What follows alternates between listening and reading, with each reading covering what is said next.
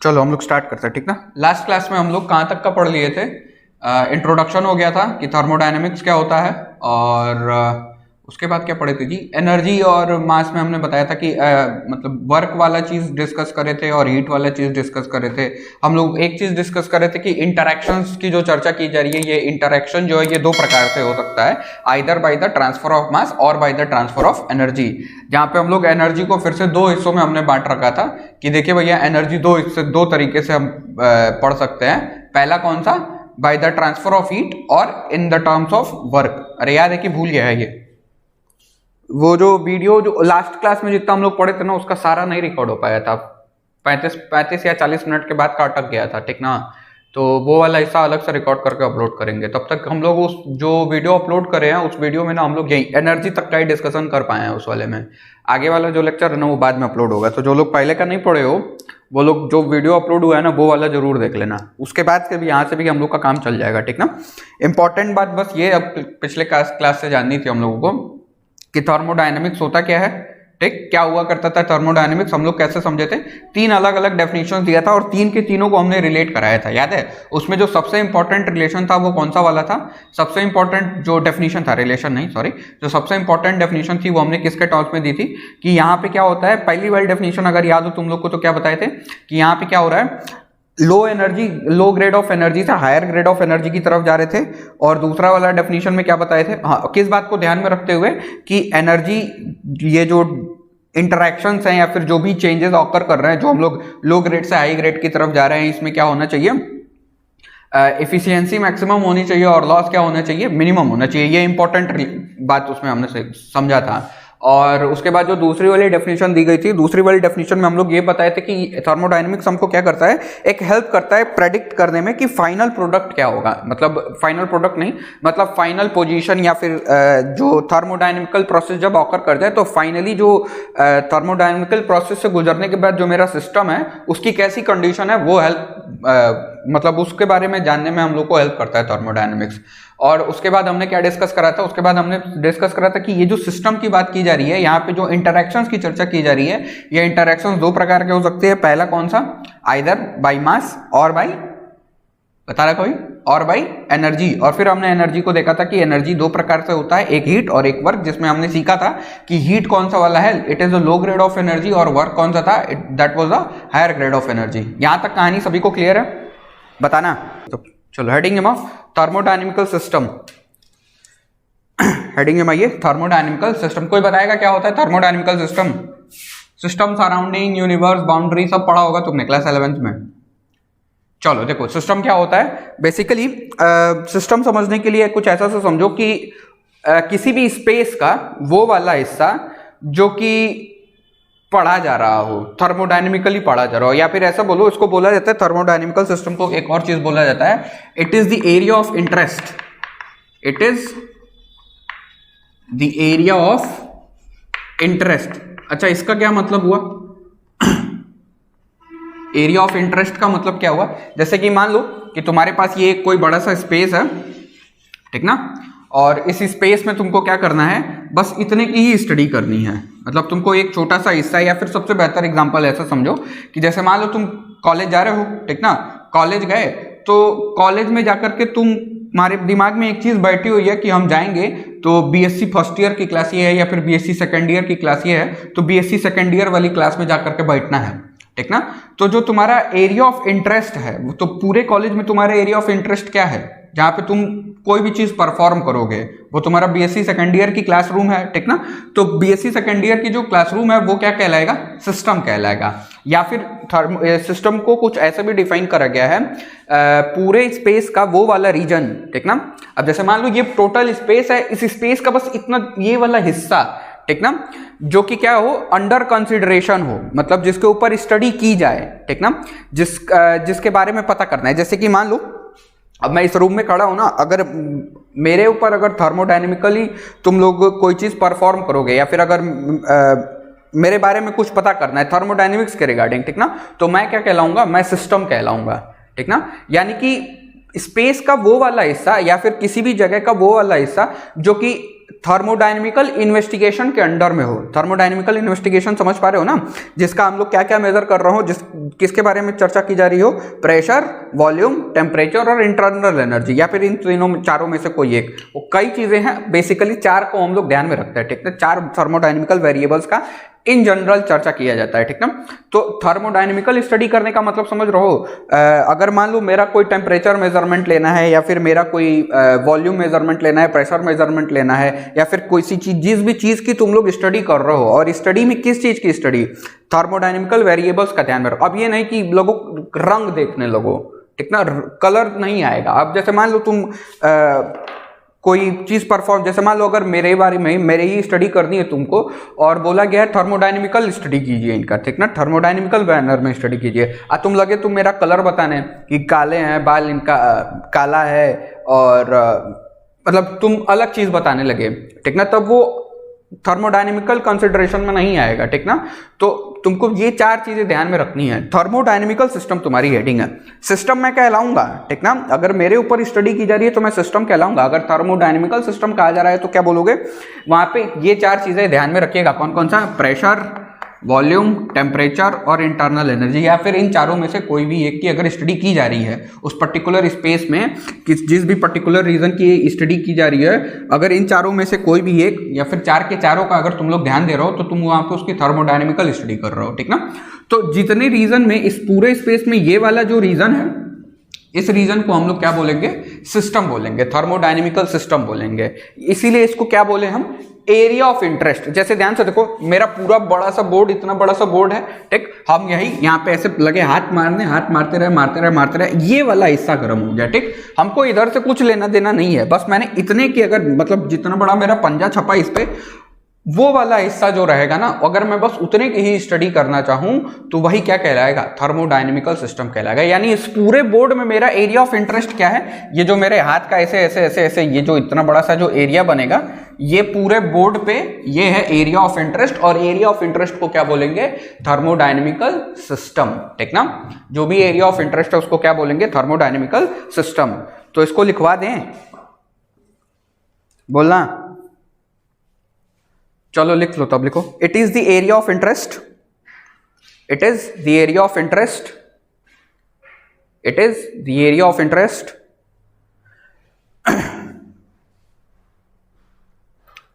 which we deal thermodynamically, it is the area of interest which we deal thermodynamically, it is the area of interest which we deal thermodynamically, meaning that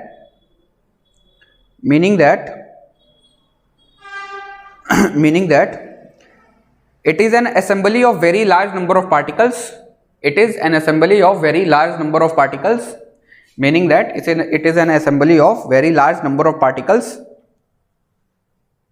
it is an assembly of very large number of particles having a certain volume,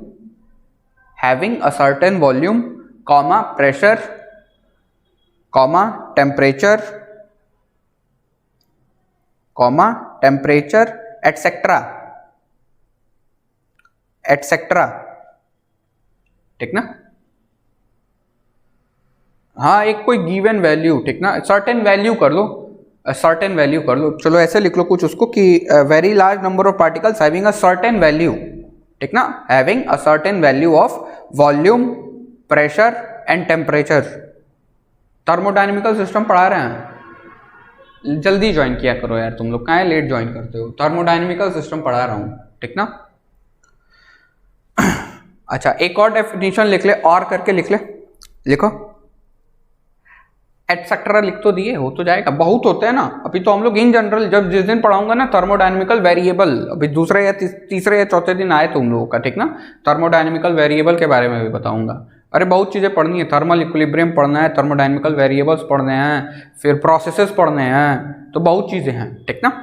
सब basic बहुत लंबा खींचेगा। चलो दूसरा definition लिख लो, लिखो, it is an assembly और system, it is an assembly और system whose configuration is expressed in terms of PVT and U, etc, P, V, T and U etcetera, ठीक ना। तो थर्मोडायनेमिकल सिस्टम क्या है? तो थर्मोडायनेमिकल सिस्टम मेरे space का वो वाला हिस्सा है जहां पे कोई भी पर्सन या फिर कोई भी आदमी क्या करे, अपनी स्टडी को कंसंट्रेट करे। जैसे कि इस पूरे स्पेस में ये वाला हिस्सा क्या था, मेरा एरिया ऑफ इंटरेस्ट था। तो इस पूरे स्पेस में ये वाला जो रीजन इतना बनाया है ना मैंने, क्योंकि मुझे देखना क्या था भैया, इतने दूर मार रहा हूं तो इतने दूर का ही तो temperature, pressure, volume, shape, size जो भी देखना होगा इतने दूर का ही तो देखूंगा। तो ये वाला जो इस पूरे स्पेस में ये वाला रीजन ऐसा सा जो है, यही रीजन क्या कहलाएगा? सिस्टम कहलाएगा, थर्मोडायनेमिकल सिस्टम कहलाएगा, ठीक ना। चलो एक और डेफिनेशन याद रखिएगा, बता दे रहा हूं कि स्पेस का वो वाला हिस्सा जो कि अंडर इन्वेस्टिगेशन हो, ठीक ना, या फिर जिसके बारे में हम लोग को स्टडी करनी हो, ठीक ना। तो एक बहुत छोटी सी डेफिनेशन भी लिख सकते हो, इसका लिख लो। It is the part of the universe, it is the part of the universe which is under consideration or investigation. It is the part of the universe which is under consideration or investigation. It is the part of the universe which is under consideration or investigation. ठीक ना।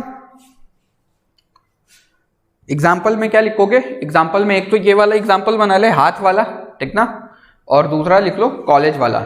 अभी जो मैंने college वाला example समझाया ना तुम लोग को कि कॉलेज में गए तो कॉलेज में तुम्हारा एरिया ऑफ इंटरेस्ट कौन सा है? एरिया ऑफ इंटरेस्ट वहां पे जहाँ पे मजा आता हो वहीं जाओगे ना भाई।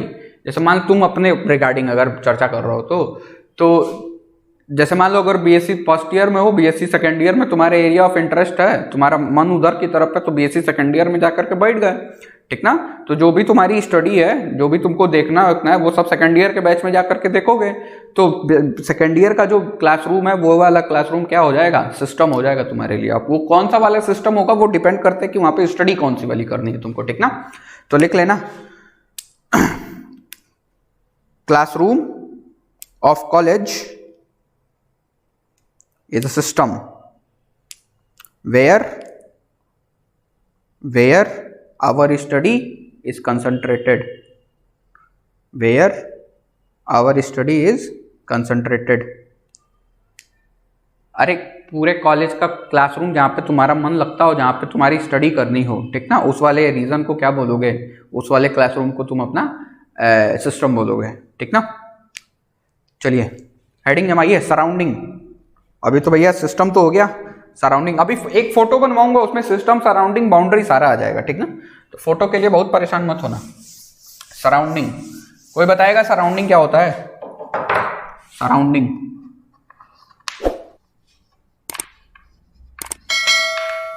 कोई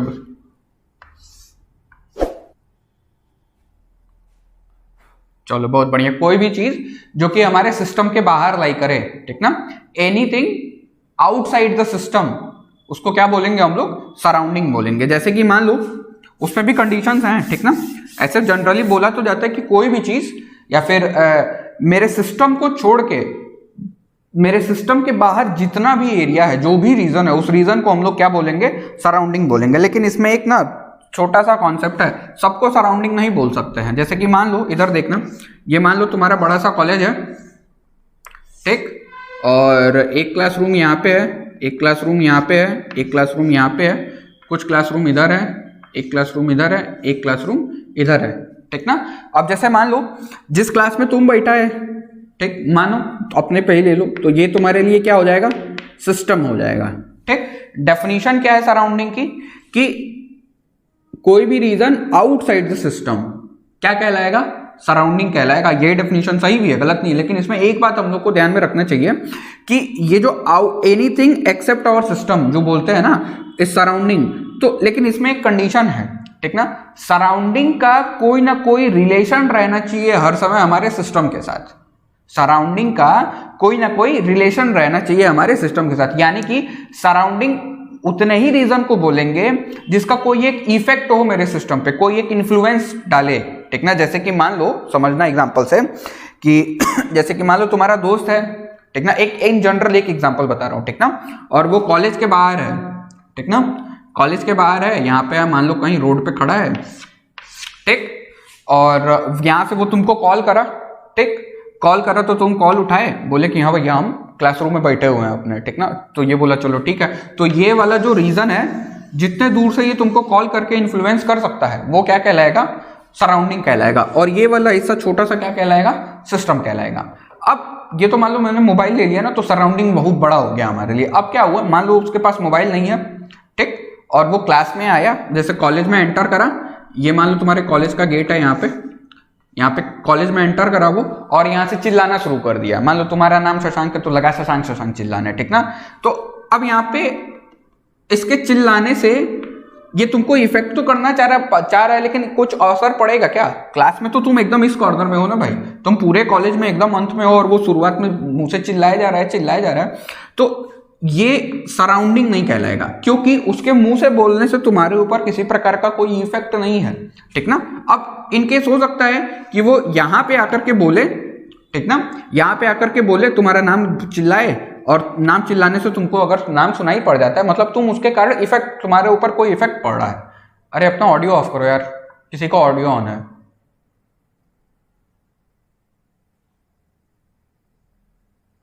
तब तक सराउंडिंग नहीं है, जब तक सराउंडिंग का कोई इन्फ्लुएंस सिस्टम के साथ ना हो, तब तक वो सराउंडिंग नहीं है, ठीक ना। ये बात इंपॉर्टेंट है, ये बात याद रखिएगा।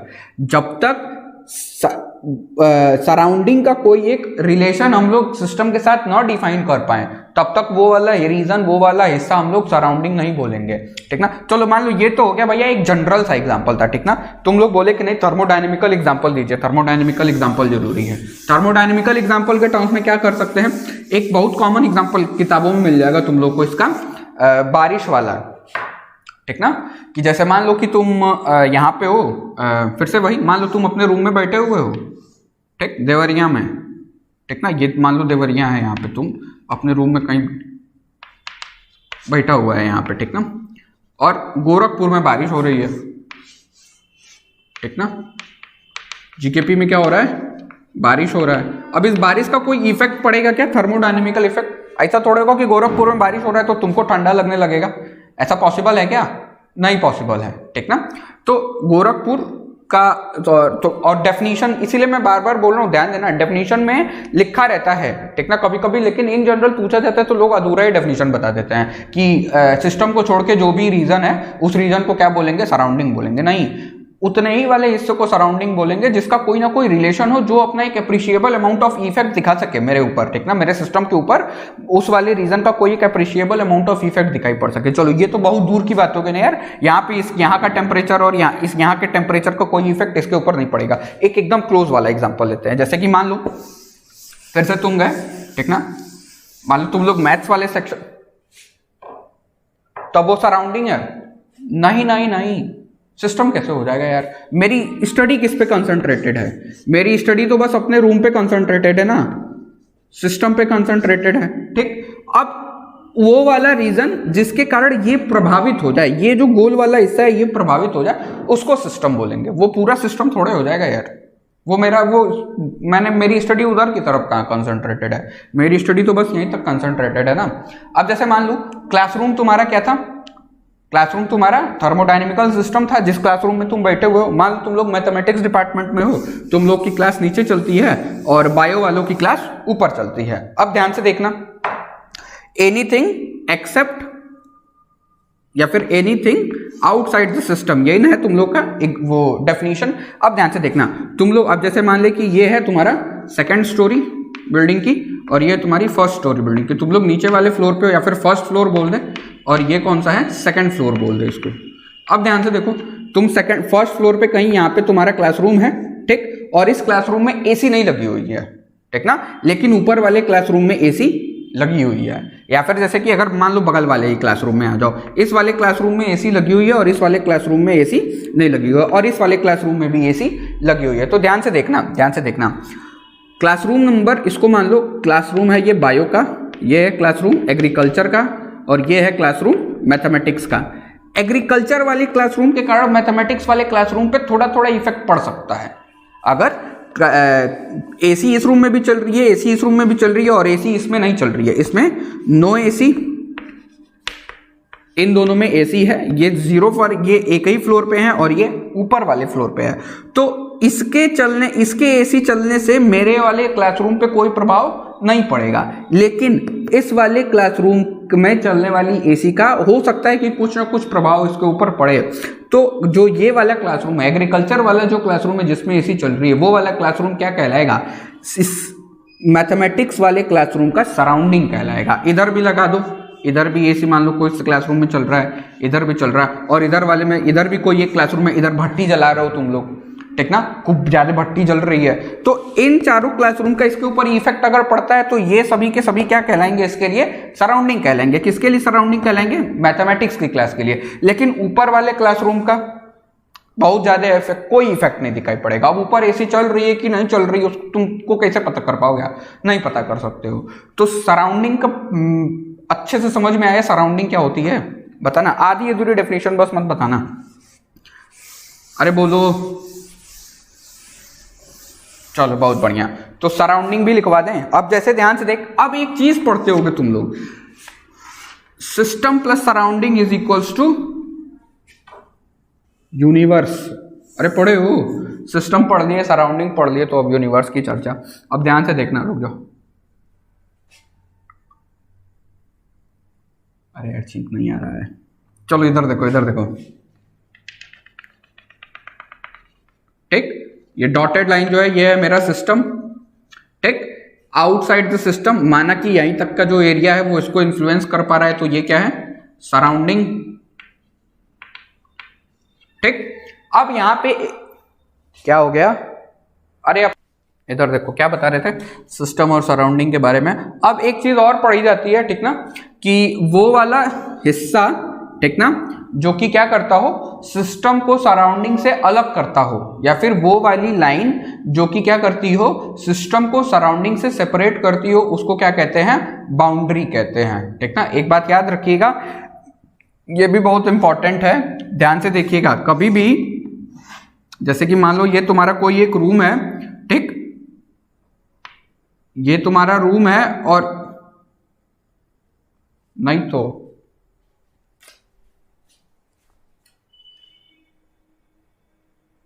ठीक तो है जी, ठीक तो है, कहाँ गड़बड़ है? चलो चलो इधर देखो, इधर देखो क्या बता रहे थे। वो वाला हिस्सा या फिर वो वाली लाइन जो कि क्या करती हो? सिस्टम को सराउंडिंग से अलग करती हो, उस वाली लाइन को क्या बोलते हैं? बाउंड्री बोलते हैं। बाउंड्री पे एक दिन पूरा अच्छे से एक अलग से ही क्लास लूंगा, ठीक ना, बहुत ज्यादा नहीं, 15 मिनट का इस पे अलग से हम लोग पढ़ेंगे। पहले तब तक कितना जान ले, बाउंड्री का कोई बहुत महत्व नहीं होता है, ठीक ना। यूनिवर्स के टर्म्स में चर्चा करोगे तो जैसे कि मान लो कि ये तुम्हारा सिस्टम है, नीचे वाला हिस्सा, ठीक, और ऊपर वाला हिस्सा क्या है? सराउंडिंग है। क्या है ये? सराउंडिंग है। तो यूनिवर्स डिफाइन करते टाइम हम लोग ना, जब मैंने क्या बोला था? एरिया ऑफ इंटरेस्ट बोले थे, ठीक ना। सिस्टम को क्या बोलते थे? एरिया ऑफ इंटरेस्ट बोलते थे। अब ध्यान से देखो, यहां पे क्या होगा? जब यूनिवर्स डिफाइन करना होगा ना, तो यहां पे हम लोग अपनी बाउंड्री का कोई थिकनेस से लेना देना नहीं रहता है। बाउंड्री की थिकनेस को मेजरमेंट में नहीं लेंगे। जैसे कि मान लो अगर तुमको एक पूरा यूनिवर्स बताना हो और ये तुम्हारी थिकनेस हो बाउंड्री की, तो जब यूनिवर्स डिफाइन करना होगा तुम लोग को, तो यूनिवर्स डिफाइन करते टाइम कभी भी बाउंड्री की थिकनेस से कुछ लेना देना नहीं रहता है। अच्छा ऐसा क्यों है? क्वेश्चन ये बनता है कि ऐसा क्यों है। तो ध्यान से सुनना, कभी भी जब रूम की एरिया निकालते हो तो रूम का मोटापा भी नापते हो क्या? दीवार का मोटापा भी नापते हो क्या? नहीं ना। जैसे कि मान लो कि अगर ये तुम्हारा रूम है, ठीक ना, और तुमको इसमें मैट बिछाना है, ठीक ना, अगर इस रूम में तुमको मैट बिछाना है तो दुकानदार से क्या जाके ऐसा नहीं ना बोलते हो कि अगर मान लो दीवार की थिकनेस भी नाप करके नहीं ना ले जाते हो उसके पास कि भैया देखिए मेरे दीवार की मोटाई इतनी है रूम की, और उसके बाद जो मेरा रूम है वो इतना बड़ा है, ऐसा नहीं बताते हो ना। क्या करते हो? इस एंड से इस एंड को नापा और इस एंड से पीछे वाले एंड को नापा, ठीक ना। अंदर अंदर नापते हो, दीवार की मोटापे से कुछ लेना देना नहीं रहता है एरिया और ये चक्कर में, ठीक ना।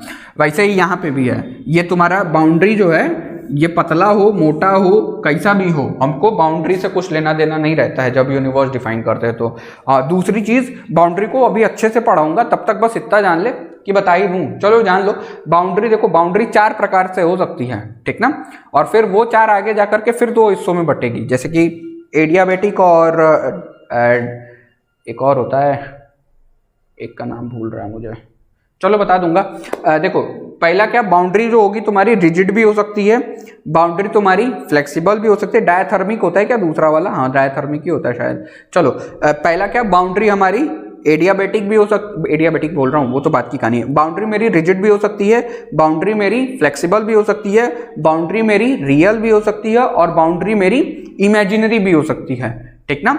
तो अब देख बाउंड्री का ये इंपॉर्टेंट प्रॉपर्टीज है बाउंड्री की, ठीक ना। अब जैसे देखो बाउंड्री कैसे रियल है, कैसे इमेजिनरी है, कैसे मेरी बाउंड्री रिजिड है या फिर फ्लेक्सिबल है। जैसे कि मान लो कि मैंने क्या करा, एक कांच का बोतल लिया, ठीक ना।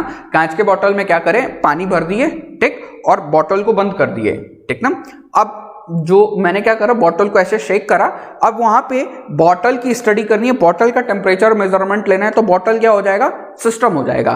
कांच का जो ग्लास है, ठीक ना, वो बाउंड्री हो जाएगा, क्योंकि पानी को वो जो मेरा बाहर का जो रीजन है, जो मेरा एटमॉस्फेयर है उससे अलग कर रहा है, यानी कि एटमॉस्फेयर जो बाहर का जो एटमॉस्फेयर है वो क्या हो जाएगा, सराउंडिंग हो जाएगा, ठीक ना। और कांच का जो बॉटल है तो उसमें जो कांच वाली चीज है वो क्या हो जाएगी, तुम्हारे लिए बाउंड्री का काम करेगी। तो ये तो एक रिजल्ट का एग्जाम्पल हो गया। दूसरा एग्जाम्पल क्या बोल सकते हो, पिस्टन वाला, पिस्टन गैस सिलेंडर जो होता है देखा है, उसमें जो पिस्टन वाला जो हिस्सा होता है तो उसमें जो दीवारें होती हैं, वो दीवारों को अगर मैं रिजिड मान लूं, ठीक ना, अगर मैं उसको एकदम, वो रियल का भी एग्जांपल हो जाएगा तुम लोग का, ठीक ना। क्या करें, जैसे कि देख लो ये कोई है मेरे पास, एक इधर की तरफ देखो, पिस्टन वाला कोई मेरे पास सिस्टम है यहाँ पे, ठीक ना। तो यहाँ पे मैंने क्या बोला, क्या हो गया, पहले भी सही आ रहा था यार, मन लगा के देखोगे तब ना। चलो इधर देखो, इधर देखो, इधर देखो क्या हुआ। एग्जाम्पल हम लोग समझ रहे हैं कि कब बोलेंगे कि मेरी बाउंड्री रिजिड है, कब बोलेंगे फ्लेक्सिबल है, कब बोलेंगे रियल है, कब बोलेंगे इमेजिनरी है। तो इमेजिनरी वाला एक दिन अलग से बताऊंगा, तब तक कितना देख ले यहाँ पे। ये जो एग्जाम्पल है पिस्टन वाला, ये तुम्हारे रिजिड की भी कहानी को एक्सप्लेन कर देगा, और किसकी कहानी को एक्सप्लेन कर देगा, ये तुम्हारा एक और हिस्सा है वो वाला, रियल वाला भी एक्सप्लेन कर देगा, ठीक ना। इसमें हम लोग अपने मन से इमेजिनरी इधर की तरफ अंदर अंदर अंदर अंदर मान लेते हैं, ठीक ना। ये हमारे मन पे है, ठीक ना। एक ऐसे ही जैसे किताब उताब में पढ़ोगे तो तुम लोग डॉटेड डॉटेड डॉटेड डॉटेड करके बनाया रहता है, तो वो वाला जो होता है वो इमेजिनरी वॉल्स हो जाते हैं, ठीक ना, या फिर इमेजिनरी बाउंड्री हो जाती है। ये वाला एग्जांपल किसको किसको एक्सप्लेन कर रहा है, रियल को और इसको रिजिड को, ठीक ना, क्योंकि किसी भी प्रकार का एक्सचेंज वैक्सचेंज नहीं होगा। याद रखिएगा किसी प्रकार का कोई वॉल्व नहीं लगा हुआ है, ठीक ना। अब एक एग्जांपल कौन सा बचता है, फ्लेक्सिबल। तो फ्लेक्सिबल का सबसे कॉमन एग्जांपल, सबसे आसान एग्जांपल कौन सा, कि बलून में हवा भर दीजिए, ठीक, या फिर बलून में किसी अलग प्रकार का हवा भर दीजिए और उस अलग प्रकार का हवा भर दो, या फिर पानी भर दो, ठीक ना। तो वहां पे जो तुम्हारी बाउंड्री का काम कौन करेगा, बलून करेगा। और क्या बलून को मैं जैसा मन चाहे वैसे बदल सकता हूं, अरे बोलो कर सकता हूं ना। तो वो एक एग्जांपल है कौन सा, फ्लेक्सिबल वॉल का। किसका, फ्लेक्सिबल वॉल बोले या फिर फ्लेक्सिबल बाउंड्री का। तो boundary can be rigid, boundary can be flexible, boundary can be real and boundary can be imaginary. अब फिर दो मेजर क्लासिफिकेशंस हैं बाउंड्री के, वो कौन कौन से हैं, एक है तुम लोगों का एडियाबेटिक और एक है डायथर्मिक, पता नहीं क्या, वो मुझे नाम भूल गया, वो मैं देख के बता दूंगा, ठीक ना। चलो तो सराउंडिंग हेडिंग थी ना, तो उसमें लिख ले, डायथर्मिक ही होता है शायद जहां तक हमको याद है, डायथर्मिक और एडियाबेटिक। डायथर्मिक चलो सुन देख लूंगा, तब तक डायथर्मिक के नाम से जान लेते हैं, ठीक ना। डायथर्मिक में क्या होता है तुम लोगों का, बाउंड्री को आगे चल के दो मेजर हिस्सों में बांटा गया है, कौन कौन सा, एडियाबेटिक, एडियाबेटिक और दूसरा डायथर्मिक। तुम लोग भी देख लेना एक बारी, ठीक ना। एडियाबेटिक और डायथर्मिक बाउंड्रीज वो बाउंड्रीज होती है जैसे कि वो वाली बाउंड्री जिसके अक्रॉस किसी भी प्रकार का हीट एक्सचेंज ना होता हो, या फिर किसी भी प्रकार का एनर्जी एक्सचेंज ना होता हो, ठीक ना। हीट एक्सचेंज बोलना नहीं सही है, एनर्जी का एक्सचेंज अगर बोलूं, या फिर हीट एक्सचेंज के टर्म्स में बात कर सकते हो, ठीक ना। तो एडियाबेटिक वॉल्स वो वॉल्स होती हैं जिनके थ्रू किसी भी प्रकार का हीट एक्सचेंज ना हो रहा हो, तो उन वॉल्स को क्या बोलेंगे, एडियाबेटिक वॉल्स। और डायथर्मिक वॉल्स किसको बोलेंगे, डायथर्मिक वॉल्स वो वॉल्स होती है जिनके अक्रॉस हीट एक्सचेंज पॉसिबल है, ठीक ना। तो एडियाबेटिक का एग्जांपल क्या दे सकते हो, थर्मस, वो आता है ना मिल्टन वाला थर्मस, देखे होगे, वहां पे वो एडियाबेटिक का काम करता है, ठीक ना। और ये प्लास्टिक के बॉटल में अगर पानी रख दो तो वहां पे प्लास्टिक का जो बॉटल है वो भी तो वॉल की तरह काम करेगा ना, क्योंकि पानी का टेम्परेचर कुछ और है और सराउंडिंग का टेम्परेचर कुछ और है, ठीक ना। तो वहां पे क्या होगा, डायथर्मिक की तरह काम करेगा वो, ठीक ना। वहां पे हीट एक्सचेंज हो सकता है, ठीक ना, क्योंकि कुछ समय बाद कुछ ऐसा एक टाइम आएगा कि दोनों के टेम्परेचर समान हो जाएंगे। तुम्हारा बॉटल अगर बहुत ठंडा है, ठीक ना, प्लास्टिक वाले में अगर बहुत ठंडा है तो वो धीरे धीरे गर्म होगा ताकि रूम टेम्परेचर पे आ सके, या फिर अगर बहुत गर्म है तो धीरे धीरे फिर से ठंडा होगा, ठीक ना। अरे बोलो, ये वाली कहानी क्लियर है ना। थर्मल इक्विलिब्रियम, ज़ीरोथ लॉ सारा पढ़ाऊंगा, ठीक ना, चिंता मत करना। तो बाउंड्री में बहुत ज्यादा नहीं सीखते, बहुत है बाउंड्री, ठीक ना। कितना पढ़ोगे बाउंड्री के बारे में? सराउंडिंग लिखवा दे, सराउंडिंग और बाउंड्री बताना।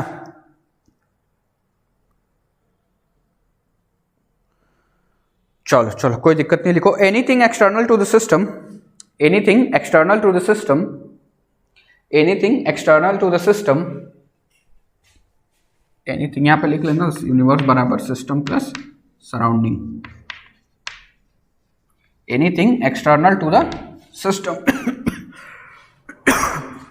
is known as surrounding, is known as surrounding, but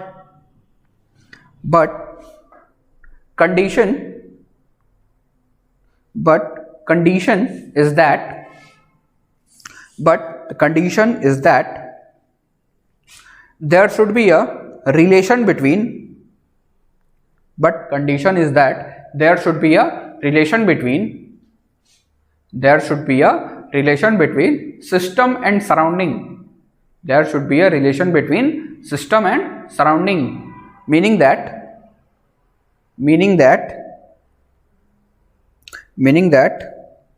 surrounding has its influence, surrounding has its influence, surrounding has,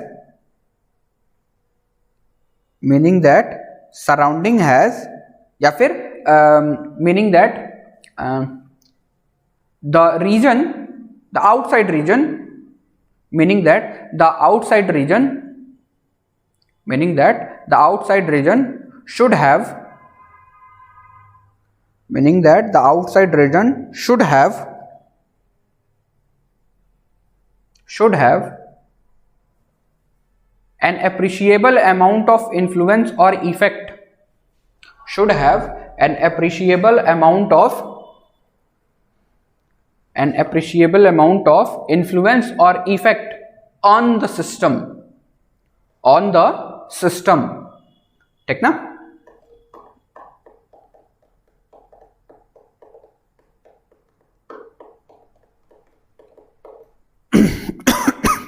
हो गया।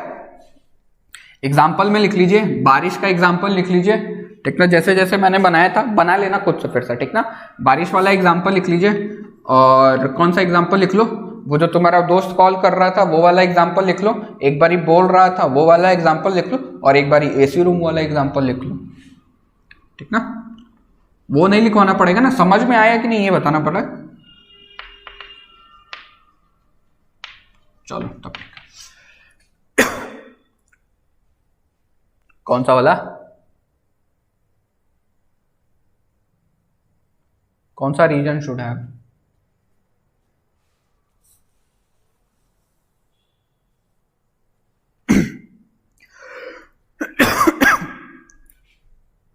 हो गया। चलो हेडिंग जमा बाउंड्री, बाउंड्री, बाउंड्री लिखिए उसमें, it is the separation between system and surrounding, it is the separation between system and surrounding, it is the separation between system and surrounding.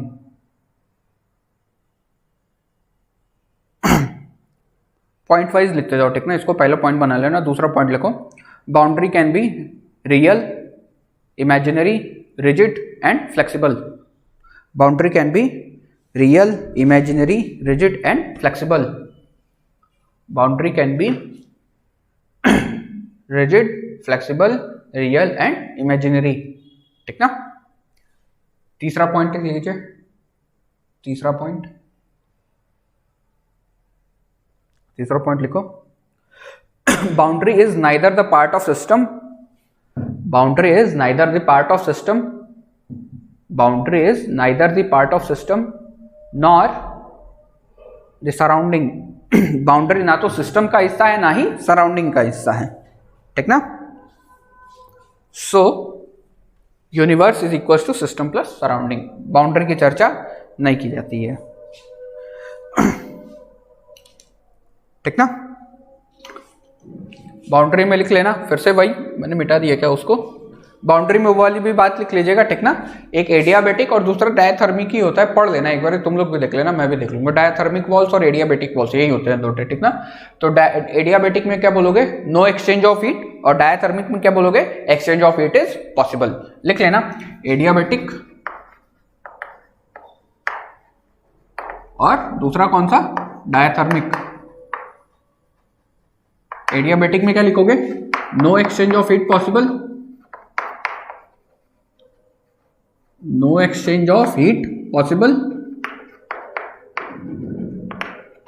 और इसमें क्या लिखोगे, exchange of possible between system and surrounding भी कर देना, ज्यादा बेहतर रहेगा. Between system and surrounding. और यहां पे क्या लिखोगे, एक्सचेंज ऑफ हीट पॉसिबल, या फिर transfer of heat is possible. Exchange of heat is possible between system and surrounding, between system and surrounding, ठीक ना. इसके लिए एग्जांपल क्या लिखोगे, मिल्टन का बोतल. इसके लिए क्या लिखोगे, एक्वाफिना का बोतल, ठीक ना.